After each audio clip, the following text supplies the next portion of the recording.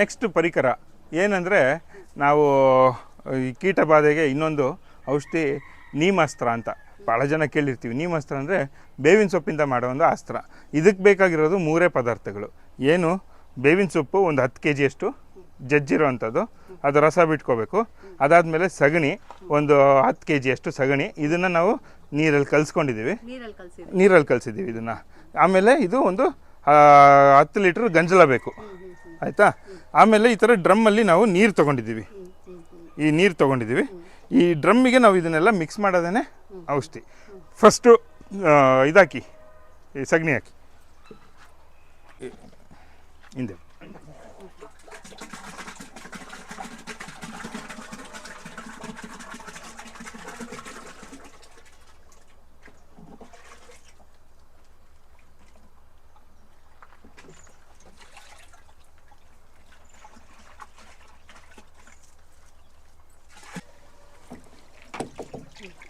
ಇದಾದಮೇಲೆ ಗಂಜಲ ಅದರಲ್ಲಿ ಒಂದು 3/4 ಭಾಗ ಹಾಕಿ 10 ಲೀಟ್ರಷ್ಟು ಗಂಜಲ ಹಾಕ್ತೀವಿ.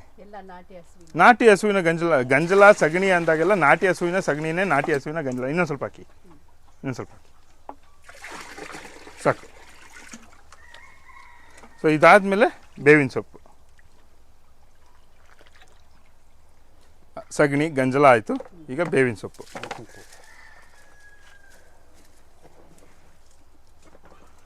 ಇದೇ ಮೇನ್, ಇದಿಷ್ಟೇನೆ ಇದರದ್ದು ಕೆಲಸ.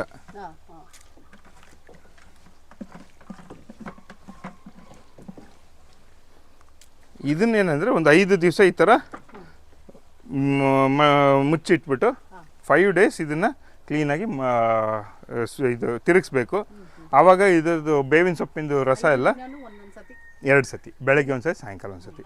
ಸೊ ಆವಾಗ ಅದರದ್ದು ಏನಿದೆ ಬೇವಿನ ಸೊಪ್ಪಿಂದು ಔಷಧಿ ಗುಣ ಎಲ್ಲ ಇದು ಗಂಜಲ ಮತ್ತು ಸಗಣಿ ಜೊತೆ ಮೈಕ್ರೋ ಆರ್ಗಾನಿಸಮ್ಸ್ ಏನಿರುತ್ತೆ ಅದೆಲ್ಲರ ಜೊತೆ ಸೇರಿಕೊಂಡು ಒಂದು ಫಾರ್ಮುಲೇಷನ್ ಆಗುತ್ತೆ. ಆ ಫಾರ್ಮುಲೇಷನ್ನ ನಾವು 5 days ಆದಮೇಲೆ ಡೈರೆಕ್ಟ್ ಇದನ್ನು ಫಿಲ್ಟ್ರ್ ಮಾಡ್ಕೋಬೇಕಾಗುತ್ತೆ. ಒಂದು ತೆಳ್ಳನೆ ಬಟ್ಟೆ ತೊಗೊಂಡು ಫಿಲ್ಟ್ರ್ ಮಾಡಿಕೊಂಡು ಡೈರೆಕ್ಟ್ ಕ್ಯಾನಿಗೆ ಹಾಕ್ಕೊಂಡು ಸ್ಪ್ರೇ ಮಾಡಬೇಕು. ಇದಕ್ಕೆ ಮತ್ತೆ ನೀರೇನು ಅವಶ್ಯಕತೆ ಇಲ್ಲ, ಯಾಕಂದರೆ ನೀರಲ್ಲೇ ಮಾಡಿರ್ತೀವಿ. ಸೊ ಆದ್ದರಿಂದ ನೀರು ಮತ್ತೆ ಏನು ಮಿಕ್ಸ್ ಮಾಡೋ ಅವಶ್ಯಕತೆ ಇಲ್ಲ. ಇದನ್ನು ಫಿಲ್ಟ್ರ್ ಮಾಡ್ಕೊಳ್ತೀವಲ್ಲ, ಅದನ್ನು ಡೈರೆಕ್ಟ್ ಕ್ಯಾನ್ಗೆ ಹಾಕ್ಕೊಂಡು ಸ್ಪ್ರೇ ಕೊಟ್ಟರೆ ಹುಳಗಳು ಕಂಟ್ರೋಲ್ ಆಗುತ್ತೆ. ಹೌದು, ಬೇವಿನ ಸೊಪ್ಪಿಂದ ಮಾಡಿರೋವಂಥದ್ದು ನೀಮಸ್ತ್ರ. ಇದಕ್ಕೆಲ್ಲ ಯಾವುದು ಖರ್ಚಿರಲ್ಲ. ನಮ್ಮಲ್ಲಿರೋವಂಥ ಸಗಣಿ, ನಮ್ಮಲ್ಲಿರುವಂಥ ಗಂಜಲ, ನಮ್ಮಲ್ಲೇ ಸಿಗೋ ಜಮೀನುಗಳಲ್ಲಿ ಸಿಗೋವಂಥ ಬೇವಿನ ಸೊಪ್ಪು, ₹1 ಖರ್ಚಿಲ್ಲ. ಬಟ್ 1000 ರೂಪಾಯಿಗೆ ಆಗೋಷ್ಟು ಔಷಧಿ ಅಂತೂ ಸಿಗುತ್ತೆ.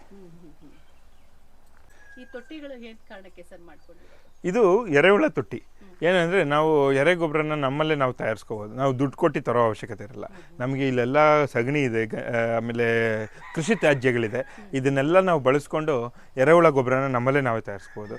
ಎರೆಹುಳಗಳನ್ನು ಬಿಟ್ಟು ಈಗ ತೊಟ್ಟಿ ಒಳಗೆ ಸೊ ಅವು ಮಾಯ್ಶ್ಚರ್ ಕಂಟೈನ್ ಮಾಡ್ಕೊಂಡು ಹೋದರೆ ಸೊ ನಮಗೆ ಒಂದು 2 to 3 ಮಂತ್ಸಲ್ಲಿ ಒಳ್ಳೆ ಎರೆಗೊಬ್ಬರ ಸಿಗುತ್ತೆ.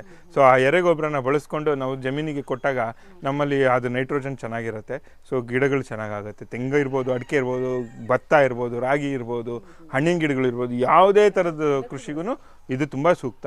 ಎರೆಹುಳುಗಳು ಆಮೇಲೆ ನಾವು ಫಿಲ್ಟ್ರ್ ಮಾಡೋಷ್ಟು ಮಾಡ್ಕೋಬೋದು. ಇನ್ನು ಮಿಕ್ಕಿದ್ದು ನಾವು ಜಮೀನಿಗೆ ಹಾಕ್ದಾಗ ಜಮೀನಲ್ಲೂ ಎರೆಹುಳುಗಳು ಜಾಸ್ತಿ ಆಗ್ತಾ ಹೋಗುತ್ತೆ. ಸೊ ಅದರಿಂದ ಅದನ್ನು ತುಂಬ ಒಳ್ಳೆಯದು. ತೆಂಗಿನ ಮರಗಳು ಎಷ್ಟಿದೆ ಮತ್ತು ಕಾಯಿಗಳನ್ನು ಏನು ಮಾಡ್ತಾ ಇದ್ದೀರಿ ಸರ್?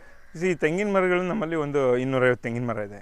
ಈ ತೆಂಗಿನ ಮರದ ನಾವು ಎಳ್ನೀರು ಕೊಡಲ್ಲ, ಕಾಯಿಗಳಿಗೆ ಬಿಟ್ಬಿಡ್ತೀನಿ. 4 months ಒಂದು ಸತಿ ನಾನೇನು ಮಾಡ್ತೀನಿ, ಮರ ಹಚ್ಚಿ ಕಾಯಿ ಉದುರಿಸ್ತೀನಿ. ಎಲ್ಲ ಬಲ್ತಿರೋ ಕಾಯಿಗಳನ್ನ ಉದುರಿಸಿ ಅದನ್ನು ನಾನು ಎಡಿಸ್ಬಿಟ್ಟು ತೂಕದ ಲೆಕ್ಕದಲ್ಲಿ ಕಾಯಿ ಮಾರಾಟ ಮಾಡ್ತೀನಿ. ಮನೆಗೆ ಕೊಬ್ಬರಿ ಎಣ್ಣೆ ಪರ್ಪಸ್ಗೆ ಅಂತ ಬೇಕಾಗೋಷ್ಟು ಒಂದು 500 ಕಾಯಿಯಷ್ಟು ಪ್ರತಿ ಸತಿ ಎತ್ತಿಟ್ಕೋತೀನಿ. ಅದನ್ನು ಕೊಬ್ಬರಿ ಮಾಡಿಕೊಂಡು ಮನೆಗೆ ಕೊಬ್ಬರಿ ಎಣ್ಣೆ, ಅಡುಗೆಗೆಲ್ಲ ಕೊಬ್ಬರಿ ಎಣ್ಣೆ ಉಪಯೋಗಿಸ್ಕೊತೀವಿ. ಸೊ ಅದು ಬಿಟ್ಬಿಟ್ರೆ ಕಾಯಿನ ಈ ಥರ ಕಾಯಿ ಮೊಟ್ಟೆ ಮಾಡ್ಕೊತೀನಿ. ಕಾಯಿ ಮೊಟ್ಟೆನೂ ಏನು ಮಾಡ್ತೀನಿ, ಅದನ್ನು ಶ್ರೆಡರ್ ಮಿಷಿನ್ ಕೊಟ್ಬಿಟ್ಟು ಪುಡಿ ಮಾಡಿಸಿ ಅದನ್ನು ಎರೆಹುಳ ತೊಟ್ಟಿಗೆ ಹಾಕಿ ಅದನ್ನು ಗೊಬ್ಬರ ಮಾಡ್ತೀನಿ. ಅದನ್ನು ವೇಸ್ಟ್ ಮಾಡಲ್ಲ. ಸೊ ಹಂಗಾಗಿ ಕಾಯಿನ ಈ ಥರ ಎಲ್ಲದನ್ನು ಬಳಸ್ಕೊತೀನಿ. ಇನ್ನು ಗರಿಗಳನ್ನು ನಾನೇನು ಮಾಡ್ತೀನಿ, ತೆಂಗಿನ ಗರಿಗಳನ್ನ ಅದನ್ನು ಒಂದು ಕಡೆ ಇಟ್ಕೊಂಡು ಶ್ರೆಡರ್ ಮಿಷಿನಿಗೆ ಕೊಟ್ಟು ಅದ್ರದ್ದು ಗೊಬ್ಬರನ ಒಂದು ಕಡೆಗೆ ಸ್ಟೋರ್ ಮಾಡಿಕೊಂಡು ಆ ಗುಂಡಿ ತೆಗ್ದು ಅದ್ರಲ್ಲಿ ಶ್ರೆಡರ್ ಮಿಷಿನಿಂದ ಪುಡಿ ಆಗಿರೋದೆಲ್ಲ ಅದರಲ್ಲಿ ಇಟ್ಕೊಂಡು ಅದಕ್ಕೆ ನಾವು ವೇಸ್ಟ್ ಡಿಕಂಪೋಸರು, ಜೀವಾಮೃತ, ಗೋಕೃಪಾಮೃತ ಇದೆಲ್ಲದನ್ನು ಅದಕ್ಕೆ ಹಾಕಿ ಅದ್ರ ಮೇಲೆ ಒಂದು ಲೇಯರ್ ಹೊದಿಕೆ ಥರ ಮಣ್ಣಿಂದ ಹೊದಿಕೆ ಥರ ಮಾಡಿ ಅದನ್ನು ಆಮೇಲೆ ಮಾಯಿಶ್ಚರ್ ಕಂಟೈನ್ ಮಾಡ್ತೀವಿ. ಒಂದು 6 ಮಂತ್ಸಿಗೆ ಒಳ್ಳೆ ಗೊಬ್ಬರ ಆಗುತ್ತೆ, ಉತ್ತಮವಾದ ಗೊಬ್ಬರ, ಅದರಲ್ಲಿ ಪೊಟ್ಯಾಷ್ ಅಂಶ ಜಾಸ್ತಿ ಇರುತ್ತೆ. ಅದನ್ನು ನಮ್ಮ ತೋಟಗಳಿಗೆ ಎಲ್ಲ ಕಡೆಗೂ ಬಳಸ್ಕೊತೀನಿ.